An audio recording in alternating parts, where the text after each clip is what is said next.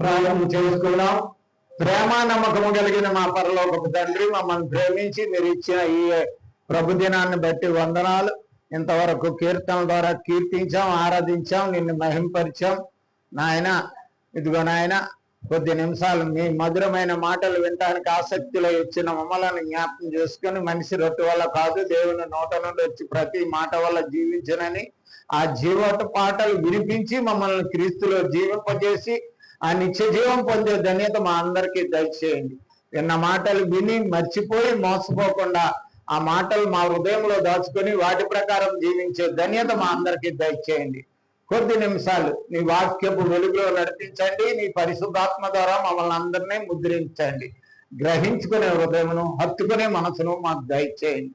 యేసు క్రీస్తు వారి నామం బట్టి వేడుకుంటున్నాము తండ్రి, ఆమేన్.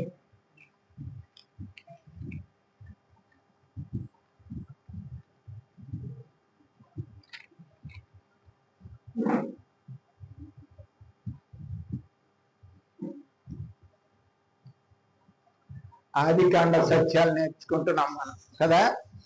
అసలు ఆదికాండ సత్యాలు ఎందుకు నేర్చుకోవాలి? ఆదికాండం ఎప్పుడూ అయిపోయింది. ఏమైనా చెప్తే సువార్తల్లో చెప్పు, ప్రకటనలో చెప్పు అని చాలా మంది అనుకోవచ్చు. ఎందుకు మనం ఆదికాండం ధ్యానం చేయాలి? Pillar of the Bible, correct. కనుక ఆదికాండం లేకుండా మరి అది ఎంత గొప్పదంటే, ఆదికాండము మోషే రాసిన 5 కాండాల్లో ఆది కాండంలోనే సమస్తాన్ని బైబిల్ క్రోడీకరించింది. కనుక దానిలో ఉన్న సత్యాన్ని మనం తీసి క్రోడీకరించుకుని దాన్ని ఒకసారి ధ్యానించుకోవడానికే చేస్తున్నాం. అందుకనే అపోస్తుడైన పౌలు కూడా దాన్ని సపోర్ట్ చేశాడు. ఎట్లా సపోర్ట్ చేశాడంటే, రోమియోలకు రాసిన పత్రిక 11వ అధ్యాయం 4వ వచనంలో ఏమంటాడు పౌలు గారు?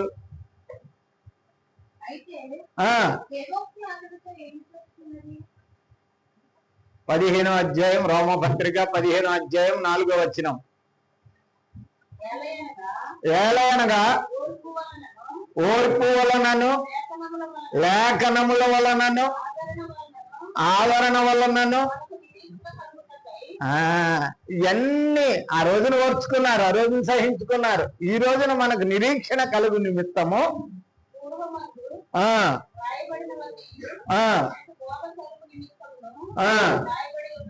అది మనకు బోధిస్తున్నాయి, పూర్వం రాయబడ్డాయి. ఎందుకంటే ఓర్పు, సహనము, నిరీక్షణ మనకు రావాలంటే పూర్వమందున్న వారికి కూడా అవి జరిగాయి. ఆ జరిగినప్పుడు వాళ్ళు దేవుని మీద నమ్మకం ఉన్న వాళ్ళు ప్రతి వాళ్ళు కూడా దేవుని ద్వారా ఆశీర్వదింపబడ్డారు. అదే పౌలు గారు కొరింథీయులకు రాసిన మొదటి పత్రిక 10వ అధ్యాయం 11వ వచనంలో కూడా మాట అంటాడు పౌలు గారు, ఈ సంగతులు దృష్టాంతముగా వారికి సంభవించి, పురాతన కాలంలో ఉన్న వారికి సంభవించి, యుగాంతమందున్న మనకు బుద్ధి కలుగుటకై. అది బుద్ధి లేని వాళ్ళు కొంతమంది ఉంటారు కదండి. బుద్ధి ఎవరిదే? బుద్ధి కొనుక్కుంటే రాదు. ఎక్కడ వస్తుంది బుద్ధి? క్రీస్తు దగ్గర నుంచే వస్తుంది. క్రీస్తే మనకు బుద్ధి, జ్ఞానం, సర్వ సంపదలు అయినే. కనుక గుప్తమై ఉన్నవి, గుప్తమై ఉన్నాయి. గుప్తమైటంటే, గుప్తము అంటే మన భాషలో చెప్పేయండి. గుప్తము అంటే దాచబడుట. గుప్తం అంటే ఏంటండి? దాచబడుట. దాచింది ఎవరికి అవసరమైతే వాళ్ళు తీసుకోవచ్చు. అవసరం లేని వాళ్ళు 3 మంది ఉన్నారు లోకంలో. కానీ నీకు అవసరమైతే గుప్తమైన జ్ఞానం ఆయన దగ్గర ఉంది. జ్ఞాన, సర్వ సంపదలు, బుద్ధి అంతా ఆయనలోనే ఉంది. ఎవరైతే ఆయన్ని కలిగి ఉన్నారో ప్రభుని, వాళ్ళకి బుద్ధి ఉన్న వాళ్ళు అవుతారు. అందుకే బుద్ధిమంతులు బండ మీద ఇల్లు కట్టుకొనును అన్నాడు. అందుకే బుద్ధి ఆయన దగ్గర ఉంది. ఆయన మాటలు విని వాటి ప్రకారం జీవించేవాడు బుద్ధిమంతుడు. బుద్ధి లేనాడు ఎవడరా అంటే, ఆయన మాటలు విని మర్చిపోయి మోసపోయేవాడు. కనుక మనం ఆదికాండ సత్యాలు నేర్చుకుంటున్నామంటే దాంట్లో ఎంతో గొప్ప మర్మాలు మనం బయలుపెడుతున్నాం. మనం కనుక అది ఈ రోజు ఉన్నటువంటి ఈ సమాజానికి, అది మా సమాజంలో ఉన్న మనము, మరి ముఖ్యంగా మనము దాని గురించి ఒకసారి ఆలోచించాలి. మనం చెబుతున్నప్పుడు ఇది నిజమే ఆనాటి నుంచి ఈనాటి వరకు అని మనం గమనించాలి. సరే, కీర్తనలోకి వెళ్ళిపోదాం. మనం కీర్తన 33లో ఉన్నటువంటి మాటలన్నీ మీరు విన్నారు. 4వ వచనం ఒకసారి చదువుకుందాం. యెహోవా వాక్యము యథార్థమైనది, ఆయన చేయనదంతయు నమ్మకమైనది. యథార్థమైనది, ఆయన చేయనదంతయు నమ్మకమైనది. 5, ఆయన నీతిని న్యాయమును ప్రేమించుచున్నాడు, లోకము యెహోవా కృపలో ఉండి ఉన్నది. గమనించాలి, ఒక్కొక్క వాక్యం ఎట్లాంటిదంటే గుండెల్లో బాణం పొడిచినట్టు ఉంటుంది. అసలు నిజంగాను లేఖనాలు రాసినటువంటి పరిశుద్ధాత్మ దేవుడు ఎట్లా తెలుసా, మనం హృదయంలోకి వెళ్ళటానికే ఆ బాణాలు. ఈ వాక్యం అనే బాణం ఏం చేయాలి, మనం హృదయంలో గుచ్చుకుంటే అప్పుడు బాధ కలుగుతుంది ఆ వాక్యాన్ని వింటే. ఇంకా దున్నపోతు మీద అంబారి అంటే ఇంకా దున్నపోతు మీద వర్షం కురిసినా అది అలా వెళ్ళిపోతుంటారు. దానికి ఏం తెలియదు కొంతమందికి, మన వాళ్ళు కాదు, చాలా మంది ఉంటారు బయట. కనుక ప్రియులారా గమనించుకుందాం. దాంట్లో మనకు ముఖ్యమైనది ఈ రోజు లేఖనం మరి 9, 10 జ్ఞాపకం చేసుకుందాం. ఆయన మాట సెలవీయగా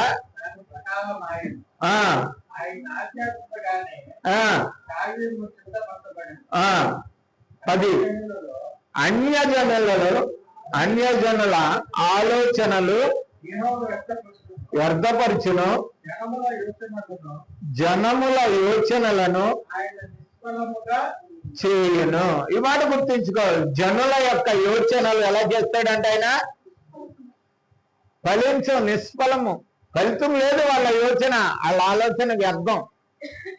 దేవుణ్ణి నీ జీవితంలో నా జీవితంలో ఏది సిద్ధపరుచున్నాడో అదే దొరుకుతుంది నీ ఆలోచన ద్వారా. అందుకే యేసుప్రభు వారు మత్తయి సువార్తలో అన్నాడు, ఒకడు తన ఎంట్రుకను నలుపు తెలుపు చేసుకునలేడు,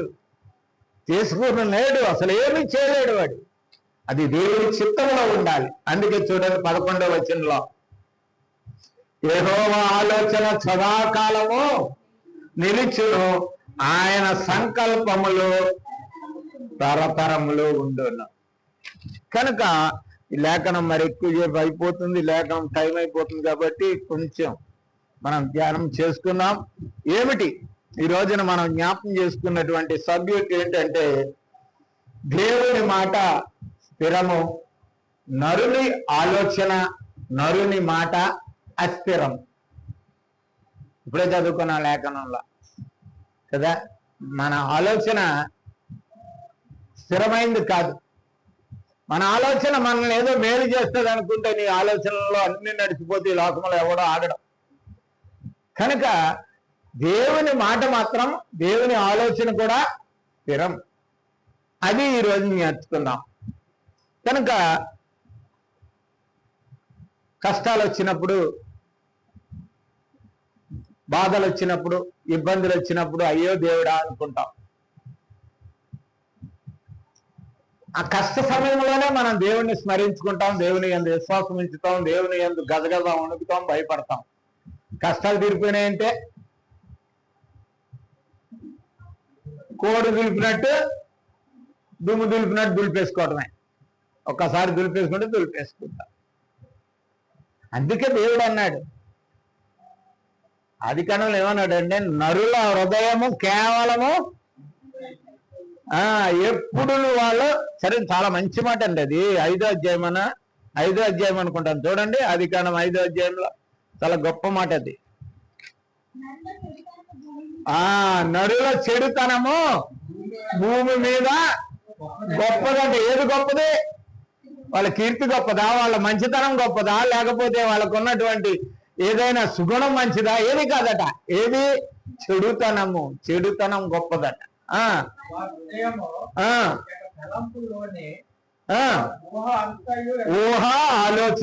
ఊహన్న ఆలోచన ఒకటే. కేవలము చూసారా ఎంత సింపుల్ గా తీసేసాడో మన. అసలు మనం ఎందుకు ఆలోచించినా వేస్ట్ అనమాట. అసలు మన ఆలోచన కేవలము వ్యర్థం, నిష్ఫలం, నిష్ప్రయోజనం మన ఆలోచన. ఆయన మాట స్థిరం. ఆ రోజు నుంచి ఈ రోజు వరకు కూడా దేవుని వాక్కుకు అస్థిరమని చెప్పిన వ్యక్తి, నిలబడే వ్యక్తి ఎవడో లేడు. దేవుని వాక్యం అందుకే అన్నాడు, యెహోవా వాక్యము యథార్థమైనది, నమ్మదగినది అన్నాడు. అంతే. యథార్థమైనది, యథార్థమైందని నమ్ము. అది యథార్థమైంది ఒక్కసారి చెప్పాడంటే అది జరిగి తీరుతుంది అంతే. ఇంకా భూమి ఉన్నంత కాలము దేవుని మాట జరుగుతూనే ఉంటది. కానీ స్థిరమైనది దేవుని మాట, అస్థిరము కాదు. మన ఆలోచనలు గడిపోసారి మారిపోతాయి, గడిపో దినంలో మారిపోతాయి.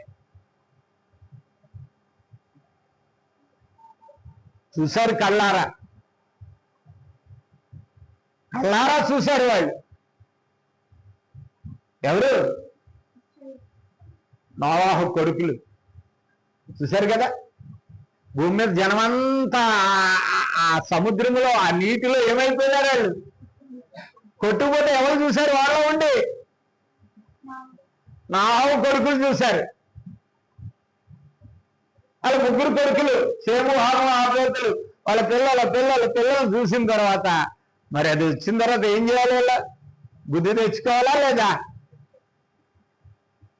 మళ్ళీ ఏమయ్యారు?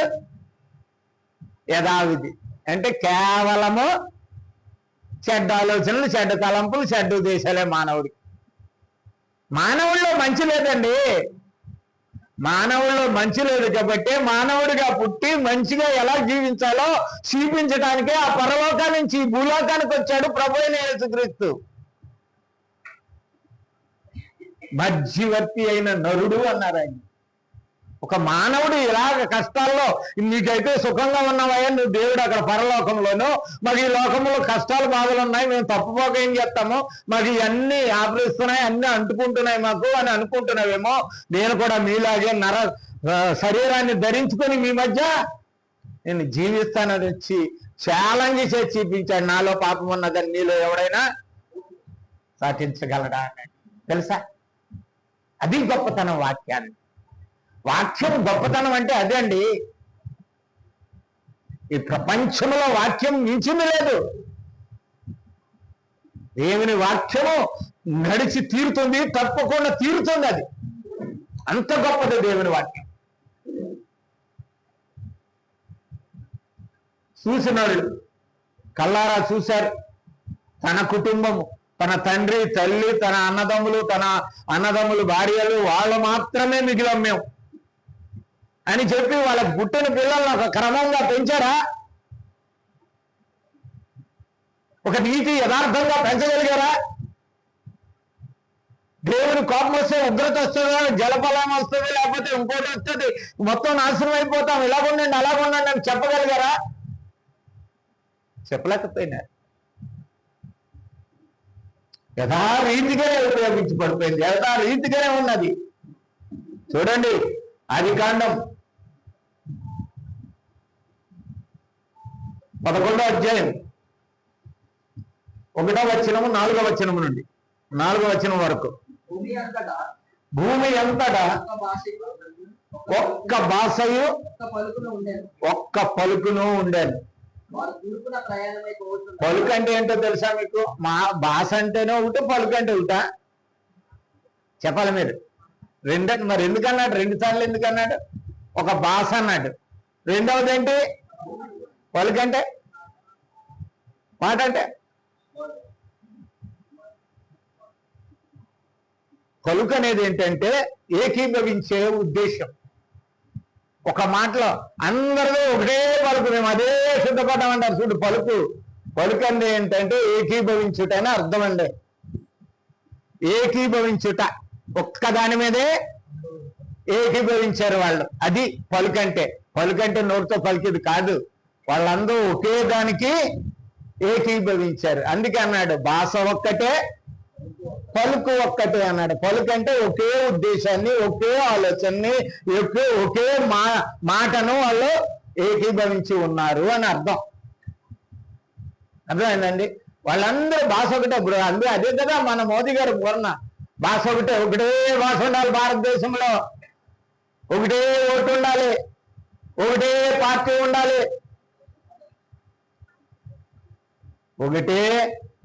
నేను అనకూడదు, మీరే అంటారని చూస్తున్నాను. ఒకటే మతం ఉండాలంటున్నాడు ఆయన. వినలేదా మీరు స్లోగాను? ఆయన అనేది ఒకటే ఒకటే ఒకటే అంటున్నాడు. ఆ రోజున కూడా వాళ్ళు ఒకటే ఒకటే అన్నారు. ఏమయ్యారు వాళ్ళు? సర్వనాశనం అయిపోతారు.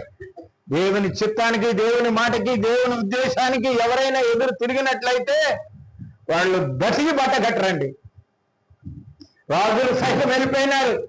ప్రపంచాన్ని పాలించినటువంటి రోమా చక్రవర్తి, రోమా సామ్రాజ్యము శిథిలమైపోయింది.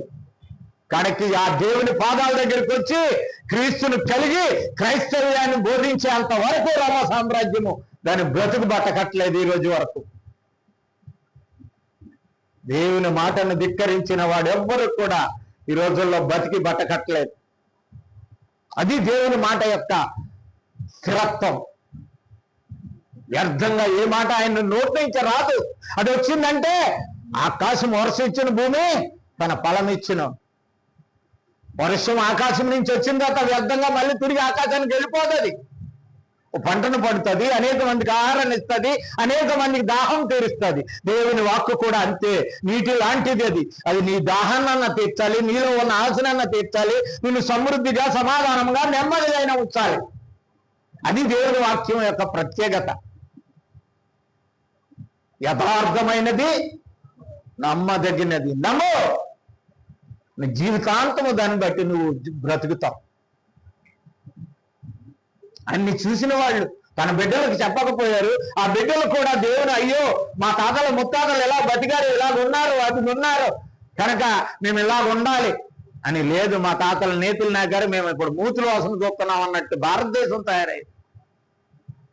పర్వాలేదు, ఎవరున్నా పర్వాలేదు నాకు.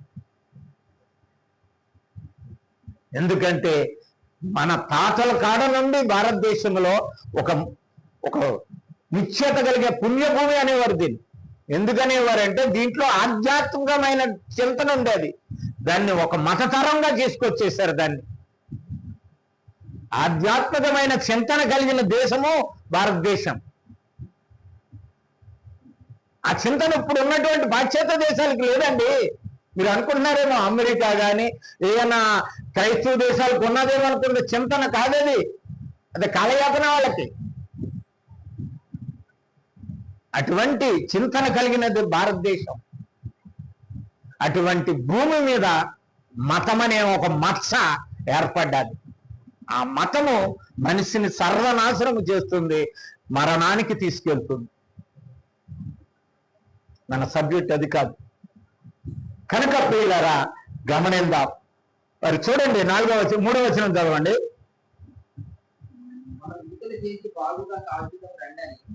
వారందరూ ఒకే భాష, ఒకే పలుకు కలిగి ఉన్నది. తర్వాత చదవండి.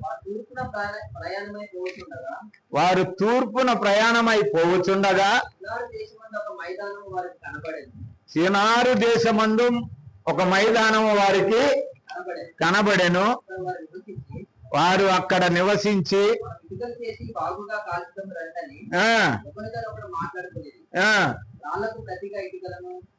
వాళ్లకు ప్రతిగా ఇటుకలను వారికి ఉండెను.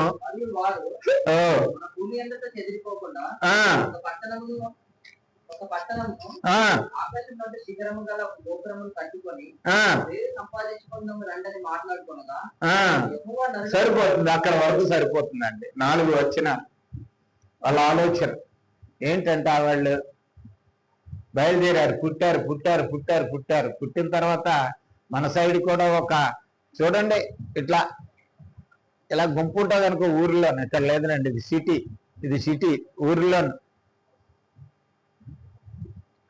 ఈ దెబ్బ ఎవరిదండి? ఆ దెబ్బ అంటే ఇల్లు ఉన్నటువంటిది. ఎవరిదండి? ఏ ఊరు వెళ్ళాలో తాళ్ళపూడి వాళ్ళది. వాళ్ళ 10 తాతల ముత్తాతలు అందరూ దెబ్బ మీద గుమ్మి పూడతారు. మీరు ఎక్కడ చూడలేదా? ఇవి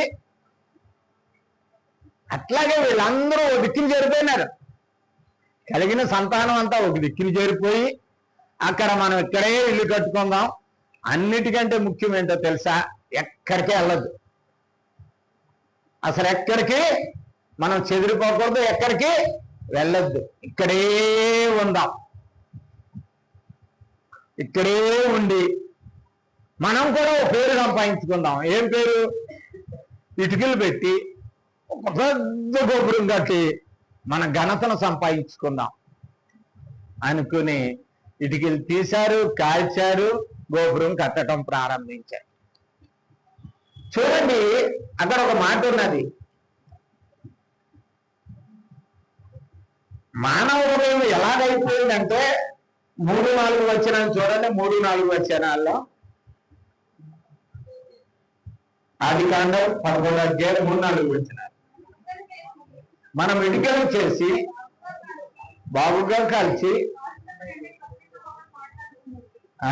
ఒకడితో ఒకడు, ప్రతి మాట ఇంపార్టెంట్ అండి. ఆదికాండంలో ప్రతి మరుడు ఇంపార్టెంటే. ఒకరితో ఒకడు పలుకన్నాం చూసా, పలుకు ఇందాక ఒకే పలుకన్నాం చూడు, ఇదే పలుకు. కూ అంటే కూ అంటే అది కోకిల, వినలేదా మీరు?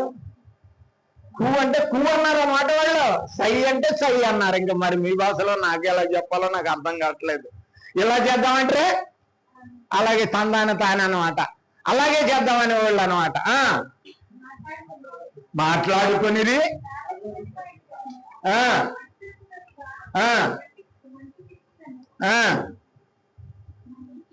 మట్టి కీలును తారు అనమాట. కీలు అంటే తారు.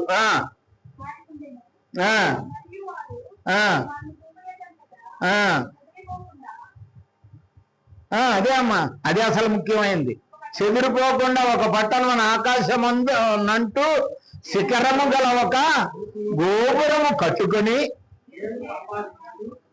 తేరు సంపాదించుకుందాము రండని మాట్లాడుకొనగా. ఇదే పలుకు. పలుకు అన్నారు చూడు ఇందాక. భాష వేరే, పలుకు వేరే. పలుకు అంటే ఒకే మాట మీద నిలబట్టమే పలుకండి.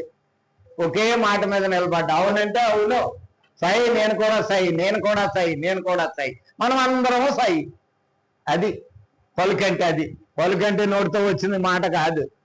పలుకంటే ఒక్క దాని మీద నిలబడుట. కనుక వీళ్ళందరూ ఏం చేశారంటే ఆకాశమంతా పెద్దైనటువంటి శిఖరం కట్టి మనం ఏం చేద్దాము, పేరు సంపాదించుకుందామన్నారు. దేవుడు ఏమన్నాడండి చూడండి. ఆదికాండం 9వ అధ్యాయం 7వ వచనమా చూడండి. 9-7 చదువమ్మా. మీరు ఫలించి అభివృద్ధి నొందుడి,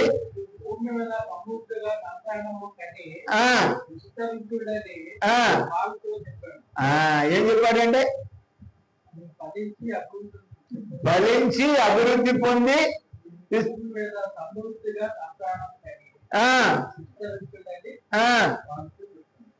అది కరెక్టే.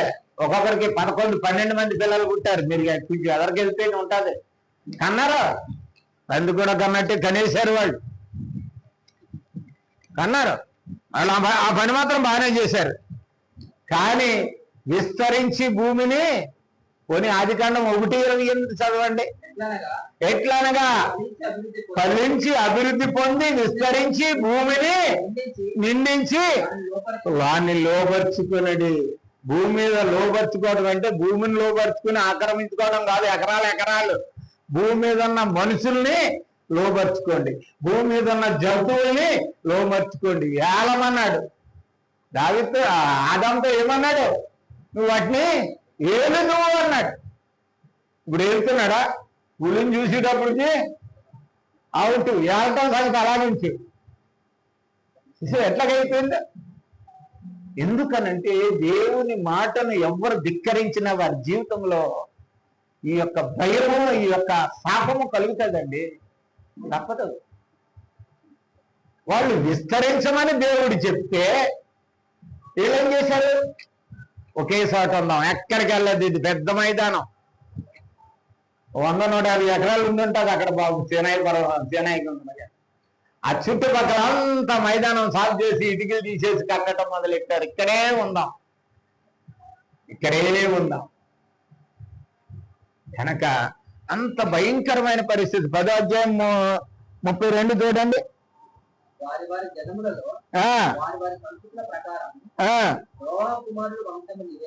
ఆ వంశములు వాళ్ళందరూ వాళ్ళ వంశాలు. ఎందుకు ఆ మాట చదివించారంటే ఆ వంశం అంతా చూసింది.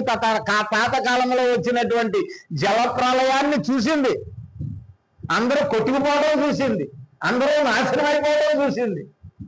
కానీ ఆ వంశానికి ఏమి రాలేదు, ఇంకానో బుద్ధి రాలేదు.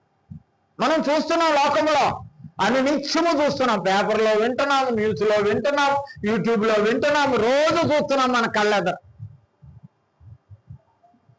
కానీ మనలో ఈ రోజున సమాజానికి కూడా ఇది మనస్సున పట్టట్లేదన్నమాట. ఎందుకంటే దేవుని మాట అంత యథార్థమైనది, నమ్మదగినది అనే మాట క్రైస్తవులకు కూడా అర్థం కావట్లేదు. నేను అది బాధ. అది పోనీ బయట తెలియదు, కానీ తెలిసిన క్రైస్తవులు అలా ఉంటున్నారా? దేవుడు వాక్యానుసారంగా, దేవుడు వాక్యం ప్రకారం జీవిందామనే ఆలోచన ఉంటుందా? విస్తరించి కని ఎక్కువ మంది పిల్లలు అంటే భూమి అంతా నింపేదా బాబు అని చెప్పాడు. నేను ఎక్కడికి వెళ్ళొద్దు, మనం ఇక్కడే ఉందాం, ఇక్కడే ఇల్లు కట్టుకుందాం, మన పేరు కోసం ఒక గోపురాన్ని కూడా కట్టేద్దాం, ఇక్కడే ఇల్లు కట్టుకుందాం, ఇక్కడే ఒక గోపురం కూడా కట్టుకుందాం. గోపురము అంటే అర్థం ఏంటంటే ఎత్తుగా ఉన్నది అన్నమాట. గోపురాలు చూసుంటారు మీరు, ప్రతి గుడి దగ్గర గోపురాలు ఉంటుంటాయి. కనుక గోపురం ఎందుకు కడతారంటే అది ఒక ఘనత కొరకు కడతారండి. ఘనత అది మనుషుల ఘనత కాదు. అది ఎవరి ఘనత కొరకు కడతారంటే గోపురం దేవుని ఘనత కొరకు కడతారు. గోపురాలు చాలా మంది మీరు వినుంటారు. గోపురాల్లో దేవుని మహిమ కొరకు కడుతుంటారు గోపురాలు. కనుక వాళ్ళు ఏంటంటే ఘనత ఎవరికి సంపాదించుకోవాలనుకున్నారు? మనము సంపాదించుకున్నాం దీన్ని కట్టి. కనుక ఎంత ఆకాశం అంత ఎత్తు గోపురాన్ని కట్టి మనం ఘనత సంపాదించుకుందామని వాళ్ళు హృదయంలో ఆలోచన చేస్తున్నారు. కనుక మనము దేవునిపై ఆధారపడవలసింది బదులు వాళ్ళు ఒక కట్టడానికి దేవుడు ఇచ్చినటువంటి ఆజ్ఞ మాట లేకుండా విస్తరించి సంచరించి ప్రతి వాడు ఒక కుటుంబం. మన హిందూ దేశంలోకి అది చెప్పొచ్చో చెప్పకూడదు, కానీ చెప్పక తప్పదు ఈ ఉదాహరణ బట్టి.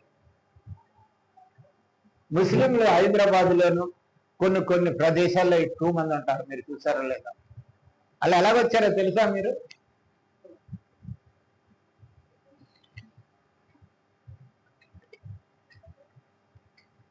పర్వాలేదు చెప్పు. గోరీ మహమ్మద్, గజనీ మహమ్మద్ అని ఇద్దరు ఉండేవారు. మీరు చదువుల్లో చదివి ఉండాలి మీరు. అదే వాళ్ళిద్దరూ భారతదేశానికి దండయాత్రలు చేసేవారు. ఎందుకు చేసేవారంటే బంగారం ఎత్తుకుపోవటానికి, ఇక్కడ ఉన్న దోపిడీ సొమ్ము అంతా ఎత్తుకుపోయి వాళ్ళ ప్రాంతంలో ఉండటానికి. ఇప్పుడు వాళ్ళు ఎవరంటే అరబ్ వీళ్ళే, ఇరాన్ ఇరాక్ వాళ్ళే. వాళ్ళు కూడా ఎవరో కాదు, ఇక్కడ ఉన్న వాళ్ళు కూడా ఇరాక్ వాళ్ళే. నేను అప్పుడు ఇస్తూ వచ్చినప్పుడు చెప్తాను వాళ్ళ పేర్లు. ఇప్పుడు ఎక్కడ ఉన్నారో వాళ్ళ పేర్లు ఏంటి పాతకాలంలో. వాళ్ళు ఎత్తుకుపోయినారు. ఎత్తుకుపోవడానికి వచ్చిన వాళ్ళు ఏం చేశారంటే మనము కూడా ఇక్కడ వ్యాప్తి చెందాలంటే ఏం చేసేవారంటే ఒక్కొక్క ఫ్యామిలీని వదిలిపెట్టి వెళ్ళేవారు. ఇక్కడ అక్కడో ఫ్యామిలీ, అక్కడో ఫ్యామిలీ. అవ్వడం హైదరాబాద్ అంతా ఎందుకు నిజాం కాలం నాటి నిజాం గవర్ ఆ యొక్క రాజుకి హ్యాండ్ ఓవర్ అయిందంటే ఇక్కడ ఎక్కువ మందిని ఇక్కడే వదిలిపెట్టి వెళ్ళిపోయినారు. ఇది మెరక ప్రాంతం కనుక ఈ ప్రాంతంలో ఎక్కువ మంది వదిలిపెట్టి వెళ్ళిపోయినారు. కనుక చూడండి ఎక్కడ చూసినా సరే. కనుక దేవుని ఉద్దేశం ఏంటంటే విస్తరించాలి. నా ప్రజలు నా భూమి అంతా విస్తరించాలి. వాళ్ళ కోసమే భూమి సిద్ధపరిచాను, ఈ భూమి అంతా విస్తరించాలి వాళ్ళు అని దేవుడు అనుకుంటే వీళ్ళేమనుకున్నారంటే ఎక్కడ కూడా మనం వెళ్ళకూడదు, ఇక్కడే ఉండి పేరు సంపాదించాలి. దేవునికి తీర్పుకు విరుద్ధంగా కనుక ఆలోచన చేసుకున్నారు. 11వ అధ్యాయంలో 5వ వచనంలో దేవుని తగ్గింపు చూడండి ఒక్కసారి మీరు.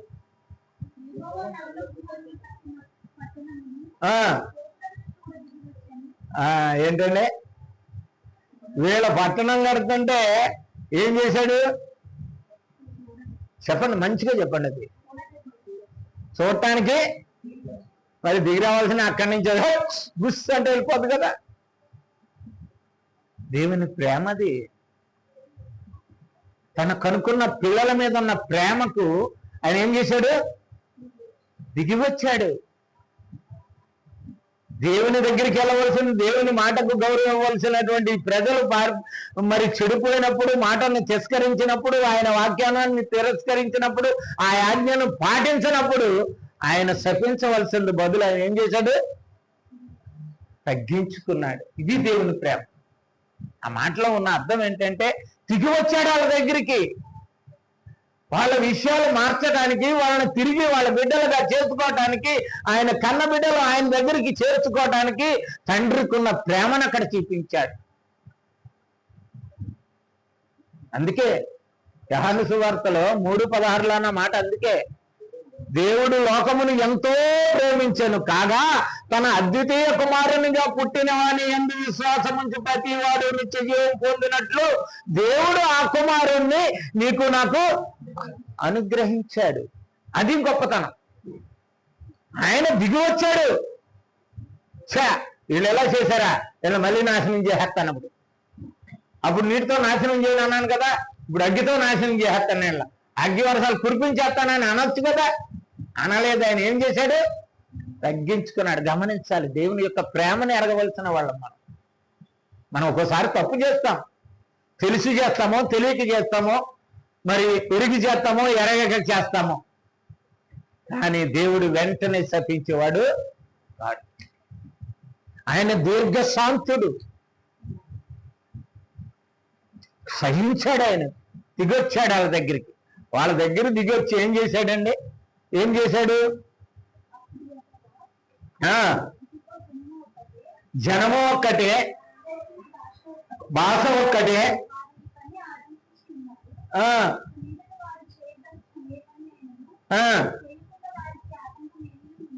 అదే కదా మరి మోదీ గారి ఆలోచన. మోదీ గారి ఆలోచన అదే కదండి. ఇంకా మనం అందరం ఒకటే భాష, ఒకటే వేసు, ఒకటే మతం అనుకున్నాం అనుకో, ఎంతైనా చేయొచ్చు, ఎంతైనా చేయొచ్చు అనే ఆలోచన. ఆ రోజున కూడా వాళ్ళకి అడ్డు లేదు అని దేవుడు సహించి వాళ్ళని ఏం చేశాడంటే, చదువు అక్కడే ఉంది, దిగిపోయి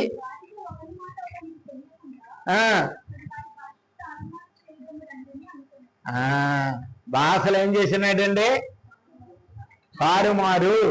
తారుమారు అంటే ఆడి భాష వీడికి అర్థం కాదు, ఆడి భాష ఆడికి అర్థం కాదు. తారుమారు చేసేసాడు. ఇటుకలు పట్టురావాలంటే క్యా అంటున్నాడు ఆడు. ఇంక ఇటుకి ఎక్కడ పట్టుకొస్తాడు? తారుమారు చేసేసాడు భాషలు. అందుకే దాని పేరు, బాబేలు పేరు ఏంటనుకుంటున్నారు, తారుమారు అని అర్థం. భాషలు తారుమారు చేశాడు కాబట్టి దాని పేరు బాబేలు, గోపురం. ఆ గోపురం ద్వారానే ప్రజలు తారుమారు చేశాడు గనక ఒకరికొకడు పడక్క. ఆడు ఏం మాట్లాడుతున్నాడు, ఈడు పడక ఇటుకీరా అంటే ఆడు అడుసట్టుకొచ్చి, అడుసట్టురారా అంటే ఇటుకట్టుకొచ్చి, వీడు ఏం చేయమంటే మరి అది అర్థం కాక వీళ్ళు ఏం చేశారంటే గోపురం కట్టటము మానేశారు, ఆగిపోయింది. ఇంకా అక్కడి నుంచి ఒకడికొకడికి పడలేదు కాబట్టి అక్కడి నుంచి ఒకడొకడు భూమి అంతా ఏమైపోయినారండి, చెదిరిపోయారు.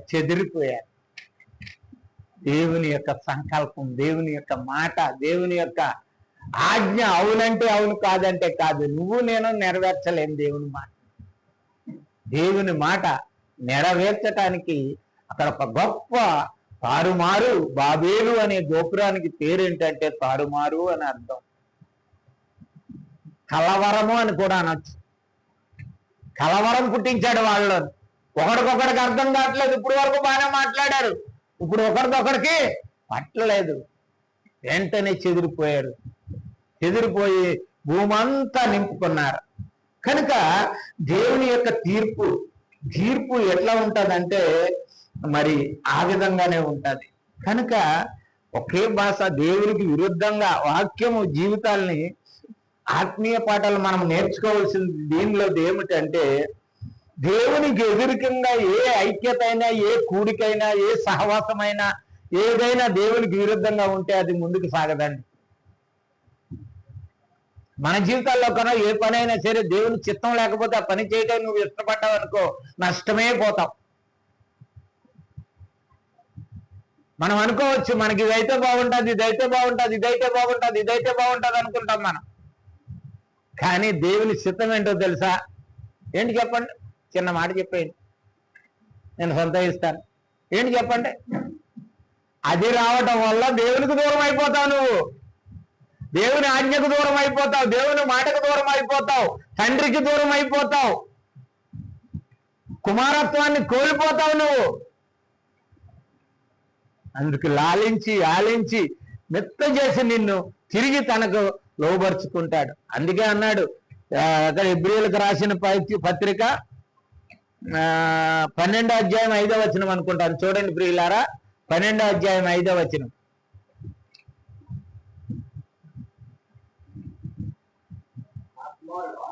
నా కుమారుడా, ప్రభువు చేసు శిక్షను తృణీకరింపకము, ఆయన నిన్ను గద్దించినప్పుడు విసకకము. తాను ఎవరిని గద్దిస్తాడు? ఎవరిని శిక్షిస్తాడు? ప్రేమించేవాళ్ళే. ఎవరినైతే దేవుడు ప్రేమిస్తాడో వాళ్ళని శిక్షించి దండిస్తాడు. చదవా. గద్దించును, కుమారుడు తనాన్ని పోగొట్టుకోడు. ప్రజలను కన్నాడు, చేశాడు, నాశనం చేశాడు, తిరిగి తిరిగి కుటుంబాలను కట్టడాలని భూమంతా నాకు పిల్లలు ఉండాలని ఆశించిన దేవుడికి మరలా వీళ్ళు ఒక ముళ్ళు అయిపోయినాడు. కనుక దిగి వచ్చాడే. ప్రియ సహోదరి సహోదరుడా, మనం పొరపాటు చేయొచ్చు, తప్పు చేయొచ్చు, కష్టం చేయొచ్చు. దేవుడు నీ వాక్కు ద్వారా, అనేక మంది సేవకుల ద్వారా నీ దగ్గరికి దిగి వస్తాడు. ఒక్కొక్కసారి తన స్వరాన్ని వినిపిస్తాడు, తన ఉద్దేశాన్ని బయలుపరుస్తాడు, తన సంకల్పాన్ని నీకు నేర్పుతాడు. దిగి వచ్చాడైన ఉన్నది అక్కడ చదివారు కదా మీరు. దిగి వచ్చాడైన. నువ్వు అనుకున్నది వేరే ఉంటుంది, కానీ ఆయన యొక్క నిర్ణయము, ఆయన యొక్క చిత్తం మాత్రమే స్థిరం, ఆయన మాట మాత్రమే స్థిరం. అందుకే వాక్యము యథార్థమైనది, నమ్మదగినది అన్నాడు. దాన్ని ఈ రోజు వరకు ఎవరు చెరపలేరండి. ఆ వాక్యాన్ని ఎవరు చెరపలేరు. ఎంత చేసినా నీ జ్ఞానం ద్వారా ఈ సృష్టిలోనే చేయాలి. సృష్టికి మించి అతి సృష్టి నువ్వు చేయగలవా? ఏది చేసినా సరే ఆయన ఇచ్చిన జ్ఞానం ద్వారా ఈ సృష్టిలోనే చేయాలి. ఇంతవరకు మాత్రమే నీ జ్ఞానం పరిమితం, దీనికి మించి పరిమితం నీ దగ్గర. ఆ యొక్క బాబేలు గోపురం దగ్గర దేవుడు వాళ్ళని ప్రేమించాడు. ప్రేమించటమే కాదండి, వాళ్ళకున్న గర్వం ఉన్నది చూసావా? వాళ్ళకున్న అతిశయం ఉన్నది చూసావా? ఏమతిశయం? గొప్పగా అయిపోదామా? వాళ్ళకేంటంటే మనం అందరం ఒకటైపోయినాం, ఇంకేమీ లేదు. మనం అందరం ఒకటైపోయినాం, ఒకే పలుకు మందే, ఒకే పలుకు గనక మనం అందరము ఒకటైపోయినాం గనక దేవుణ్ణి ఎదిరించైనా బతకగలం, దేవుని ఎదిరించైనా మనం జీవించగలము, దేవుని వాక్యాన్ని ధిక్కరించైనా బ్రతకగలం అనే నమ్మకం వాళ్ళలో వచ్చింది. ఆ గర్వము, ఆ అతిశయం ఉన్నది చూసావా? దాన్ని అణగదొక్కటానికి దేవుడు దిగి వచ్చాడు. ఊరుకోడండి, దేవుడు ప్రేమమయుడే. కానీ ఆ ప్రేమను కోల్పోయి దేవునికి విరోధ భావంగా తిరిగినప్పుడు దేవుడు ఊరుకోడు. మన జీవితాల్లో కూడా చాలా మంది అనుకుంటాం, మనం ఇది చేసేద్దాం, అది చేసేద్దాం, అది చేసేద్దాం, ఇదైతే బాగుంటుంది, అదైతే బాగుంటుంది, ఎన్నో అనుకుంటాం. ఎప్పుడైనా మనం దేవుని చిత్తంలో ఇది ఉందా? ఇది దేవుని సంకల్పంలో ఉందా? దేవుడు నన్ను ప్రేమించాడు, లోకంలో అనేక మంది ఉండగా నన్నే ప్రేమించి తన కుమారుడిని యేసుక్రీస్తును బలి చేసి ఆయన పరిశుద్ధ రక్తం ద్వారా నన్ను తన కుమారుడిగా కుమార్తెగా చేసుకుని నన్ను ఆదరించాడే ఆ దేవుడు. ఆయన దగ్గర ఒక్కసారి తెలుసుకుందాం మనం. ఒక్కసారి తెలుసుకో. లేదు ఆలోచన వచ్చిన వెంటనే చేసేటివే. లెగిసిన తోడే లేడికి పరుగట. లేడి ఎలా పరిగెడతారు తెలుసా? నుంచి పరిగెట్టదు, లెగిసిన వెంటనే పరిగెడుతుంది.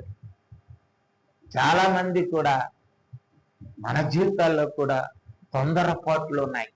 అనేకమైనటువంటి స్వనిర్ణయాలు, స్వస్థబుద్ధి కలిగి ఉన్నాం. మనం స్వబుద్ధి కలిగి ఉన్నాం కనుక అటువంటి వారి కొరకు దేవుడు దిగి వచ్చాడు.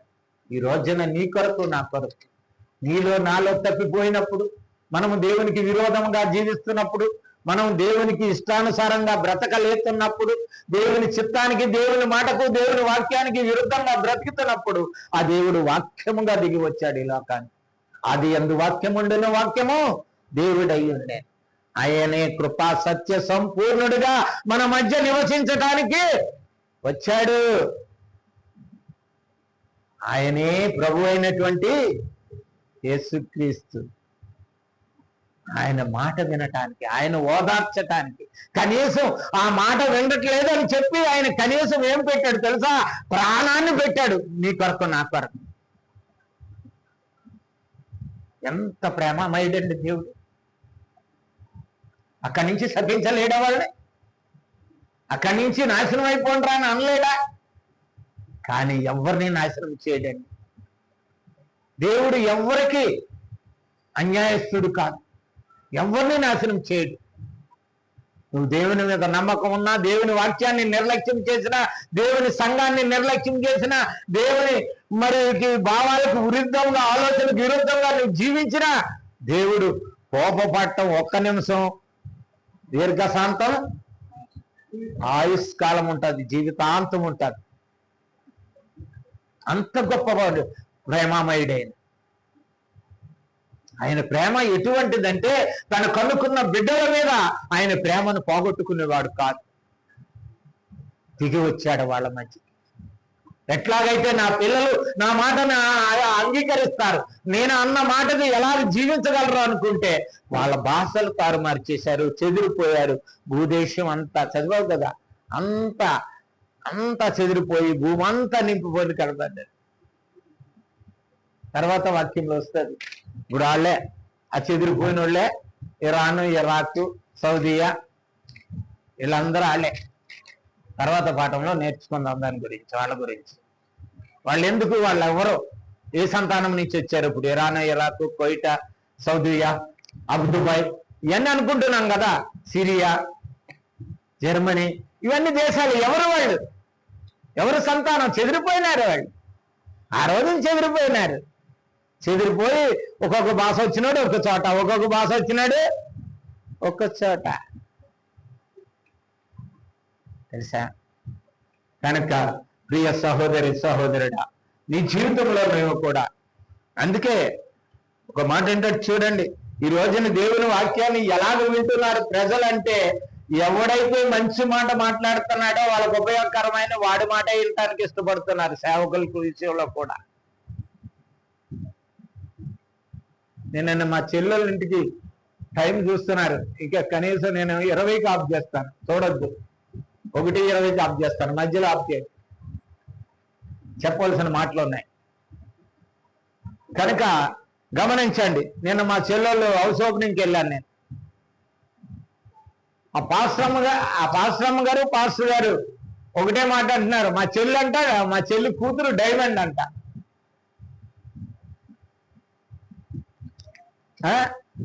ఎట్లా పొగుడుతున్నారంటే నిజంగాను నాకు అనిపించింది, ఒరే వాళ్ళు పడేస్తున్నారా బాబు అందాం అనుకున్నాను. నేను ఏం చేయను స్టేజ్ మీద ఉండి.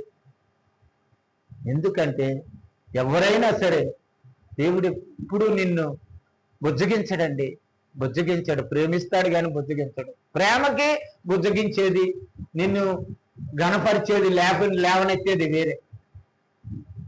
కనుక ఆయన ప్రేమిస్తాడు. ప్రేమించిన వాడు ప్రాణం పెడతాడు. ప్రేమించిన వాడు ఏం చేస్తాడు? ప్రాణం పెడతాడు. ప్రేమించినంతనే మాటతో అవ్వదు, ప్రాణం పెడితే ప్రేమ అవుతాడు. ప్రాణం పెట్టండి కోసము అయినా ప్రేమ. అంతేగాని నువ్వు గొప్పోడు, చాలా మంచోడు, చాలా మంచోడు. ఇంతకుముందు రాజుల కాలంలో ఉండేవారంట, పొగిడేవాళ్ళు. పొగిడితే వాళ్ళకి వరాలు ఇచ్చేసేవారు. అట్లాంటి దేవుడు కాదండి. కనుక ఈ రోజున సత్యానికి చెవెక్కట్లేదు.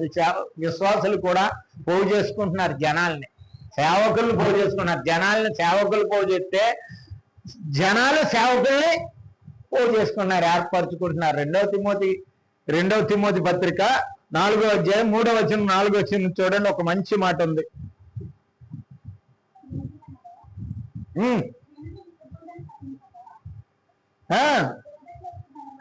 ఏం చెవులండి అంటే అర్థం ఏంటి చెప్పాలి మీరు?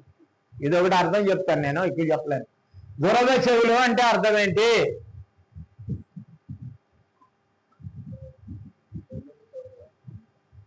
సింపుల్ మాట అండి. దురద అంటే గజ్జి గోక్కుంటాం కదా. దురద గజ్జి ఎత్తే ఏం చేస్తాం మనం? గోక్కుంటాం. ఈ దురద చెవులు ఏంటో తెలుసా? ఇతరుల గురించి వింటేనే కానీ వాడికి నిద్ర అట్టదు.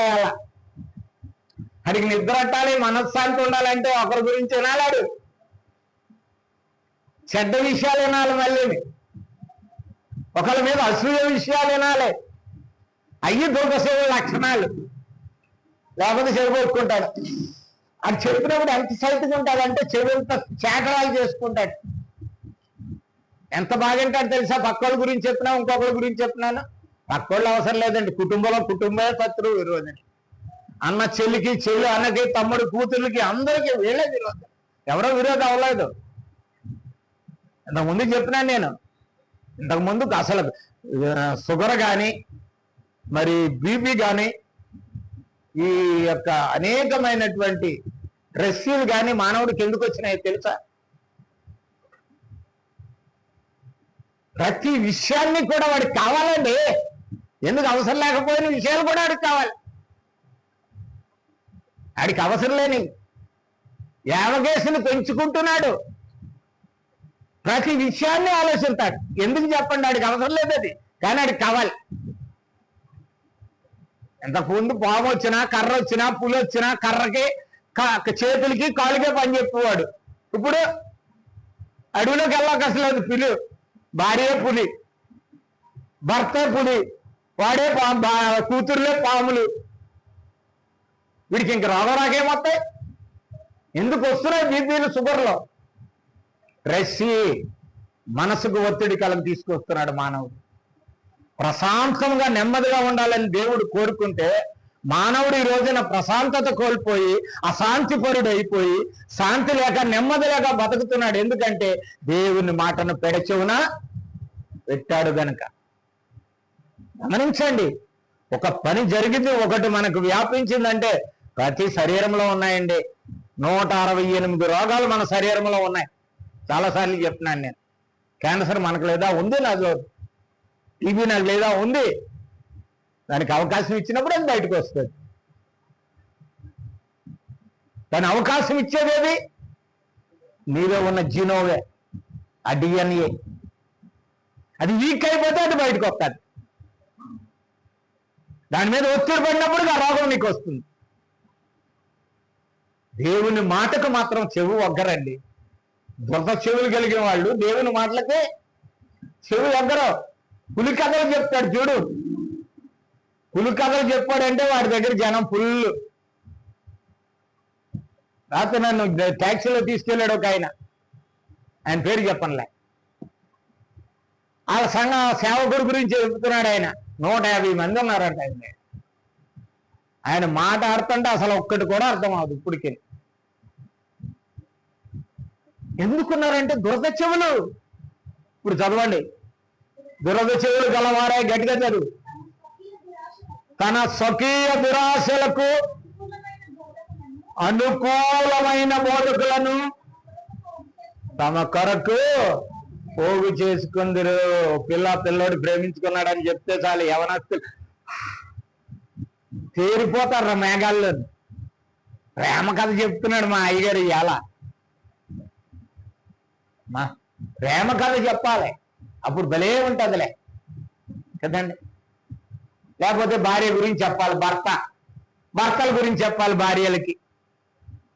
అంతే. వాక్యం అవసరం లేదండి ఈ రోజుల్లోనూ. దేవుని సేవకుడికి వాక్యం అవసరం లేదు, సత్యం అవసరం లేదు, బైబిల్ అవసరం లేదు. కథలు పురమాయించుకుంటే కల్పన కథల వైపు కల్పన కథల వైపు వచ్చుచున్నది, ఇప్పుడే వచ్చి ఉన్నది. వాళ్ళందరూ అనుకున్నారు ఒకే మాట ఒకే భాష ఉన్నది, మనమందరం ఇక్కడే ఉందాం.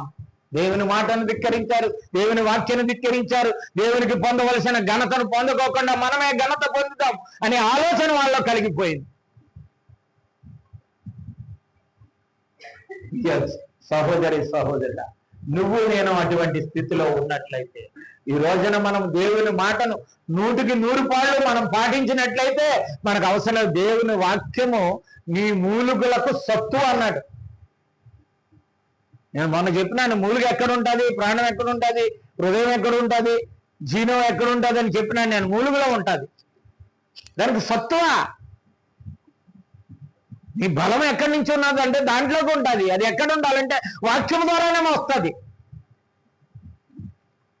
ఏ బలహీనుడు అయినా సరే దేవుని వాక్యాన్ని నింపుకో, అది నీకు వైద్యం. అది నీకు సత్తువుని ఇస్తుంది, బలాన్ని ఇస్తుంది, ఉత్సాహాన్ని ఇస్తుంది, ఆనందాన్ని ఇస్తుంది, సంతోషాన్ని ఇస్తుంది. ఎప్పుడు చూసినా రాగమో రాగమో రాగమో అంటే నీకు బలం ఎక్కడి నుంచి వస్తుంది? సమస్యలో సమస్యలో సమస్యలో అంటాం. ఎప్పుడు చూసినా సరే ఆలోచించడే వాటి గురించి. నీ చింత యావత్తు నా మీద ఏంటి అన్నాడే ఆయన. చింత ఆయన మీద వేస్తున్నామా మనం? వేసిన తర్వాత మళ్ళీ మనం ఆలోచించడం ఎందుకు? మళ్ళీనే ఎక్కడున్నదండి మనకి శాంతి, సమాధానం, నెమ్మది? దేవుని మాటను ధిక్కరించిన వాళ్ళు ఎవ్వరూ కూడా సమాధానంగా ఉండలేరు. దేవుని వాక్యం అటువంటిది, యథార్థమైనది, నమ్మదగినది. నమ్ము, తప్పకుండా అది నీ జీవితంలో మేలు చేస్తారు. నమ్మకపోకుండా వ్యతిరేకమై దేవుని మాటకు విరుద్ధంగా జీవించి దేవుడు మాకు మేలు చేయలేదు, మా కుటుంబంలో ఏం చేశాడు, మాకేం చేశాడు అని చెప్పుకుంటూ వస్తున్నావే నువ్వు ఎంత దౌర్భాగ్యుడు, ఎంత దరిద్రుడు. మాట అన్నాడు అపొస్తలుడైన పౌలు కొరింథీయులకు రాసిన మొదటి పత్రిక 15వ అధ్యాయం 19వ వచనంలో ఒక మాట అంటాడు పౌలు గారు. ఈ జీవిత కాలము మట్టుకే మనము క్రీస్తునందు నిరీక్షణ ఉంచిన వారం అయినట్లయితే మనుషులకు అందరికంటే దౌర్భాగ్యుల మగుదము. బ్రతకటం కోసం క్రీస్తు అవసరం లేదా? కుక్క బతుకుతుంది, నక్క బతుకుతుంది, పంది బతుకుతుందండి. బతుకు దేవుణ్ణి ఎరగని వాడు కూడా బ్రతుకుతున్నాడు.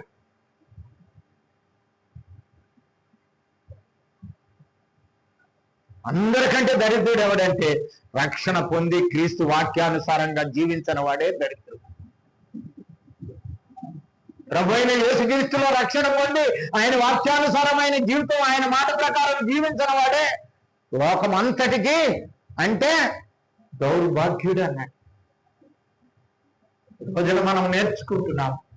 ఆ రోజున నోహవు పిల్లల మనవలు వృద్ధి చెందిన తర్వాత తిరిగి దేవునికి వ్యతిరేకంగా తిరిగారు, దేవుని మాటను ధిక్కరించారు, దేవుని సంకల్పానికి విరుద్ధంగా ప్రవర్తించారు. కానీ ఆయన ప్రేమమయుడు, కరుణామయుడు, కృపామయుడు కనుక ఆయన కనుకరించి భూమి మీదకి దిగి వచ్చి వాళ్ళ మాటలను తారుమారు చేసి ప్రపంచమంతా చెదరగొట్టారు.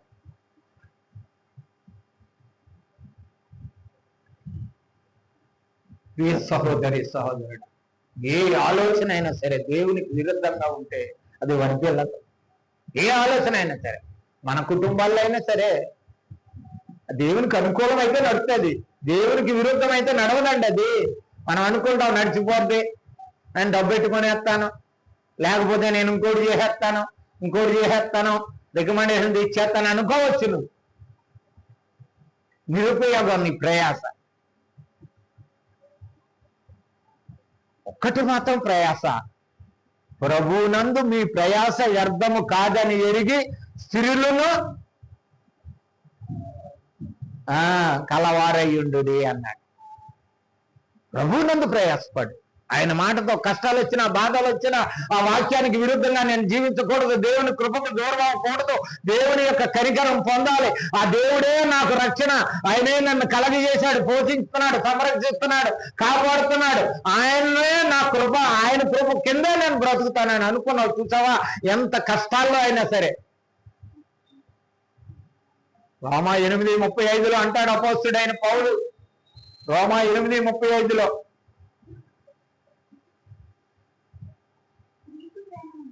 క్రీస్తు ప్రేమ నుండి మనలను ఎవరు ఎడబాపును దేవుని ప్రేమ నుండి. శ్రమ అయినను, బాధ అయినను, హింస అయినను, ఉపద్రవమైనను, వస్త్రహీనత అయినను క్రీస్తు ప్రేమ నుండి ఎడబాపలేదు. వాళ్ళు తిరగబడ్డారు, దేవుని మాటకు, దేవుని ఆజ్ఞకు తిరగబడ్డారు.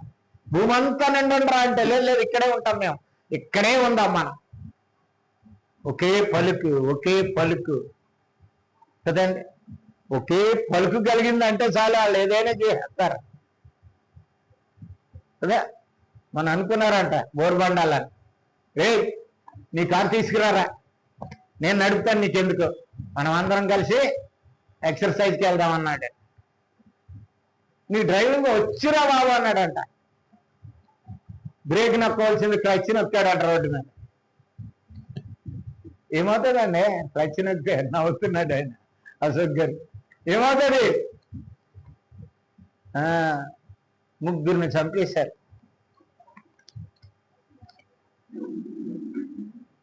తెలుసా? గమనించాలి ప్రియులారా, మనం పిల్లల్ని ఎలా పెంచుతున్నాం.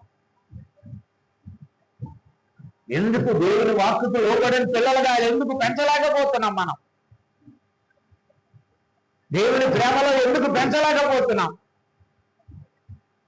ఆ రోజునే ఆమె కుమారుడైన కానాను ఆయన దిశమలో చూసినవాడు ఎగతాళి చేశాడు తండ్రిని, నాహావును. అవును ఎక్కడ చంపాడో తెలుసా? కానానులో చంపాడు. ఎక్కడ? వాళ్ళ సంతానాన్ని అంతటిని పాలు తేనెల దేశానికి తిరిగి ఇశ్రాయేల్ తీసుకొచ్చినప్పుడు అక్కడ నాశనం చేశాడు. అంతవరకు ఓర్చుకున్నాడు ఆయన. తండ్రిని ధిక్కరించకూడదండి, తండ్రిని ధిక్కరించకూడదు, తల్లిదండ్రులను హేళన చేయకూడదు. వాడి జీవితం అటువంటిగా కారిపోయింది. లోక స్నేహాన్ని బట్టి ఆ విధంగా మారిపోతున్నారు. లోక స్నేహాన్ని బట్టి. యాకోబు 4:4 ఒక మాట ఉన్నది చూడండి.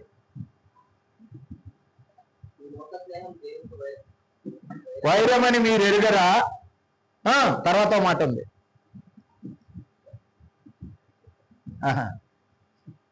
యాకోబు పత్రిక 4:4 మీరు ఎరుగరా? లోకముతో స్నేహము చేయండి అంటే ఏంటి? స్నేహం చేయడం అంటే ఏంటంటే లోకస్తులతో తిరగటం, లోకాలోచనలు, లోక తలంపులు, లోక మాటలు, లోకానుసారమైన ఆశలు కలిగి బ్రతకటం. దేవుని ఏమైపోతాడండి? పక్కోడికి, ప్రభుత్వానికి, బలమైనోడికి శత్రువు అయితే పర్వాలేదు, అమ్మ బాబాని కాళ్ళు ఎత్తుకున్నా క్షమిస్తాం. కానీ ఎవరికి క్షమిస్తున్నాడు? ఎవరికి శత్రువు అవుతున్నాడు? దేవునికి శత్రువు అవుతున్నావు. అది గమనించు ప్రియ సహోదరి, సహోదరు. అందుకొరకే నాహావు పిల్లలను మన ఎదుర పెట్టాడు. లోకం ఆశించి దాసిస్తున్నామా? లోకం ఉండేటట్టు మనం ఉండాలనుకుంటున్నామా? లోకం తినేటట్టు మనం తినాలనుకుంటున్నామా? లోకము చేసే పద్ధతుల్లో మనము మన కుటుంబం నడవాలని ఆశిస్తున్నామా? లోకం ఉన్నాయన్నీ మనకు కూడా ఉండాలి అని ఆశిస్తున్నావే, అదే దేవునికి శత్రుత్వం. దేవునికి శత్రుత్వం అదే అండి. ఎదరోడు ఎటైనా సరే నేను కూడా అటే ఉంటాను అనుకున్నావు చూసావా? అదే దేవునికి శత్రుత్వం. బతికి బట్టకట్లేం మనం దేవునికి శత్రువులం అయితే. దేవుడు అడిగినప్పుడు కూడా వెళ్ళి చంపేశాడు వాడిని. ఎవడాడు? కయీను గడు అన్నాడు, నువ్వే నీలో పాపం లేకపోతే తలెత్తవంట్రా అన్నప్పుడు వెళ్ళి ఏం చేశాడు? తమ్ముని చంపేశాడు. ఏమయ్యాడండి? దేశ దిమ్మరయ్యాడు. దేశ దిమ్మరంటే ఒక స్థిరత్వం లేని జీవితం అని అర్థం అండి. వాడి జీవితంలో శాంతి, సమాధానము, నెమ్మది ఏది ఉండదు వాడికి. దేశ దిమ్మరులు వచ్చేవారు, దెమ్మరాళ్ళు, మాటినోళ్ళని రకరకాలు వచ్చేవారు. వాళ్ళు ఒక దిక్కున ఉండగా అట్లా తిరుగుతానే ఉంటారు, వాళ్ళది స్థిరత్వం ఉండదు. ప్రియ సహోదరి సహోదరుడా, ఉద్దేశాల్లో దిమ్మరి కావచ్చు. దేశ దిమ్మరి అంటే నువ్వు అడుగు తినాలని నేను అంటలేదు, కానీ నీ ఉద్దేశాలు నా ఉద్దేశాలు మరి ఆ విధంగా ఉన్నట్లయితే దేవుడు మనల్ని శత్రువులుగా భావించి మనము నాశనం అయిపోతాం, మన కుటుంబం వర్ధిల్లదు. ఇక్కడికే ముగిస్తాను, ఇంకా ఉంది పాఠం, వచ్చే వారం కూడా కంటిన్యూ చేస్తాను. ఎవరు ఎక్కడో పనికిరాని వాడిని చెప్పేసి ముగించేస్తా. ఎక్కడో పనికిరాని వాడిని, గాడిదలు వెతుక్కుంటున్న వాడిని తీసుకొచ్చి ఇశ్రాయేలు రాజులుగా చేశాడు. ఎవరిని? సౌలుని. గాడిదలు వెతుక్కుంటున్నాడు. ఆడు గాడిదలు పోయా వెతుకురారా అంటే వాళ్ళ పెద్దబాబుని తీసుకుని వచ్చాడు. ఊరంతా తిరుగుతున్నాడు. ఆయన్ని చూశాడు దేవుడు. ఏయ్, మీరు రాజు కావాలంటున్నారు కదా, నేను రాజుగా ఉండకూడదు అంటున్నారు కదా, మీకు సొంత రాజు భూమి మీద కావాలంటున్నారు కదా, వెళ్ళండి వాడుకో. వాడు తీసుకుంటున్నాడు. చూడండి ఎంత ఎత్తున్నాడో, ఎలాగున్నాడో, బలమైనడు. ఆయన తీసి తెచ్చుకొని రాజు చేసేయండి అన్నాడు. అని అభిషేకించేశాడు సామేలు. ఈ సామేలు కాదు, సమూయేలు. సమూయేలు తీసుకొచ్చి ఆయన అభిషేకించేశాడు. అటు రాజు అయిపోయినాడు. రాజు అయిపోయినాక పిల్లలు పుట్టేశారు. రాజ్యాలు ఎక్కడ చూస్తే అక్కడ జయించున్నాడు. దేవుడు తోడుగా ఉన్నాడు. ఎక్కడని జయం వచ్చేస్తుంది. దేవుడిని ధిక్కరించాడు, దేవుని మాటను ధిక్కరించాడు. అమలీకులను అందరినీ చంపేయమన్నప్పుడు వాళ్ళని తీసుకొచ్చేసాడు. ఆ గొర్రెల్ని, మేకల్ని, బలిసిని తీసుకొచ్చి ఒండుకు తిందామని, దేవుడికి ఇద్దామని తీసుకొచ్చాడు. కానీ దేవుని మాట వినందుకు, తిరస్కరించినందుకు తీసేసినప్పుడు దేవుడు అతనికి యోగ్యుడైనటువంటి దావీదును ఎంచుకున్నప్పుడు దావీదు మరి వెళ్ళి గొలియాతును చంపి ఇజ్రాయేలు పరువు కాపాడినప్పుడు కూడా ఏమనాలి సౌలు? అయ్యా, నువ్వు మా పరువు కాపాడావు, నా రాజ్యంలో నా ప్రజలను కాపాడావని అనుకోవాల్సింది బదులు ఆడి మీద ఏం చేశాడు? కక్ష పెట్టాడు. ఏమైపోయిందో తెలుసా? ఒక్క మాట చదువుకుని ముగించుకుని వచ్చే వారం జ్ఞాపకం చేసుకుందాం. సమూయేలు 2వ గ్రంథం 3వ అధ్యాయము 1వ వచనం 2వ వచనం 1వ వచనం 2వ వచనం అక్కడే ఉంది. మరి నాకు గుర్తులేదు. సౌలు కుటుంబమునకును దావీదు కుటుంబమునకును వాళ్ళిద్దరూ యుద్ధములు అంటే ఏంటంటే పోరాటాలండి. యుద్ధములు అంటే ఏంటి కాదు, నువ్వు గొప్ప నేను గొప్ప, నువ్వు గొప్ప నేను. యుద్ధములు అంటే వాళ్ళిద్దరు యుద్ధాలు చేసుకోలేదు. యుద్ధాల్లో ఏమనుకున్నారు చెప్పండి? సౌలేమో నేనే గొప్పని, నేనే రాజుకుంటాను అన్నాడు. దావీదేమోనని నన్ను అభిషేకించాడు దేవుడు, నాకు ఇది ఇచ్చాడు అంటాడు దావు. వాళ్ళిద్దరి మధ్యన పోరాటాలు. యుద్ధాలంటే పోరాటాలంటే, భార్య భర్తల యుద్ధాలంటే ఏమిటి? కీచులాట అంటారు. కీచులాట అదొక సరసం. కీచులాట కూడా ఒక సరసమే. అందకందకు ప్రబలెను, నీరసిల్లిపోయేను. కుటుంబం ఏమైపోతుందో తెలుసా? రోజు రోజుకి కింద మెట్లకే, పైకి ఎక్కద, ఇంకా కింద మెట్లకి వచ్చేస్తారు. కనుక ఆ రోజున మనకి ఆ యొక్క బాబేలు గోపురం దగ్గర ఉన్నటువంటి వారు ఒకే మాట, ఒకే పలుకులో జీవించి దేవునికి విరుద్ధము చేసినందుకు వాళ్ళు భూమంతా చెదరగొట్టబడ్డారు. భూమంతా చెదరగొట్టబడ్డారు. కారణం ఏంటంటే దేవుని మాటని ధిక్కరించారు. దాని గురించి వచ్చే వారం కూడా కొద్దిగా ఉంది. మరి ఇంకా టైం అయిపోయింది. నేను ఇచ్చిన టైం కూడా ఒక 5 నిమిషాలు పెరిగిపోయింది. కనుక మరి వచ్చే వారం ఈ విషయాన్ని మరలా నేర్చుకుందాం. కనుక చాలా ముఖ్యమైన విషయం, అది చాలా ముఖ్యమైన విషయము నేర్చుకుందాం. కనుక ప్రియులారా, మనము గమనిద్దాం. దేవుని మన మానవుల్లో ఉన్నది కేవలము ఎల్లప్పుడూ అనే మాట అంటాడండి. అక్కడ మీరు చదివారు ఆదికాండంలో. కేవలము ఎల్లప్పుడు అంటే ఇప్పుడు కూడా, ఎల్లప్పుడు అంటే ఇప్పుడు లేమా, ఇప్పుడు కూడా ఉందని అర్థం. ఆ మాటలు గమనించాలి. కేవలము ఎల్లప్పుడు అంటే అస్సలు వీళ్ళ మంచోళ్ళు కాదు, ఎప్పుడు మంచోళ్ళు కాదు అని అర్థం అనమాట. నేను విడమని చెప్పాను అంతే. వీళ్ళ మంచోళ్ళు ఎప్పుడు కారు, ఎల్లప్పుడు కారు. ఇప్పుడు మానవుడు కూడా ఎంత భ్రష్టత్వం అనుభవిస్తున్నాడో, ఎంత చెడును కలిగి ఉన్నాడో వచ్చే వారం నేర్చుకుందాం. ఎంత చెడు, ఏ విధంగా దేవునికి విరోధైపోతున్నాడో, దేవునికి విరోధై తన ఆశీర్వాదం పొందవలసిన వాడు దేవుని కృప పొందవలసినాడు, దేవుని శాపానికి పాత్రుడైపోతున్నాడో నేర్చుకుందాం. నేర్చుకున్న ఆ విషయాలు వచ్చేవారం. ఎందుకు ఈ విధమైన కష్టాలు, బాధలు, శ్రమలు, శోధనలు, ఇబ్బందులు మన జీవితంలో ఎందుకు కలుగుతున్నాయి? ఏమిటి కారణం? ఎందుకు దేవుని మాటను ధిక్కరిస్తున్నాం? మనం వాక్యానికి విరుద్ధంగా జీవిస్తున్నాం. మన ఆలోచనలో కానీ, తలంపుల్లో కానీ, ఉద్దేశాల్లో కానీ, క్రియల్లో కానీ, అన్నిటిలోనూ కూడా దేవునికి విరుద్ధంగా ఉంటున్నాం. ఆ విరుద్ధమే మన జీవితానికి ఒక శాపము, పాపము అయింది. ఆ శాప పాపాలను తొలగించడానికి ప్రభు అయిన యేసుక్రీస్తు ఆ లోకాన్ని నుంచి ఈ లోకానికి రావాల్సి వచ్చింది.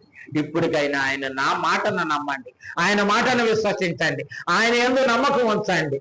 నమ్మదగిన వాడు ఆయన, నమ్మదగిన వాడు. ఆయన యందు నమ్మకం ఉంచినట్లయితే మనము ఆ నమ్మకమైన దేవుని కృప పొందటానికి, ఆశీర్వాదం పొందటానికి అర్హులు అవుతాం. అట్టి ధన్యతలో దేవుడు మన అందరినీ జ్ఞాపకం చేసుకున్న గాక. ఆమేన్.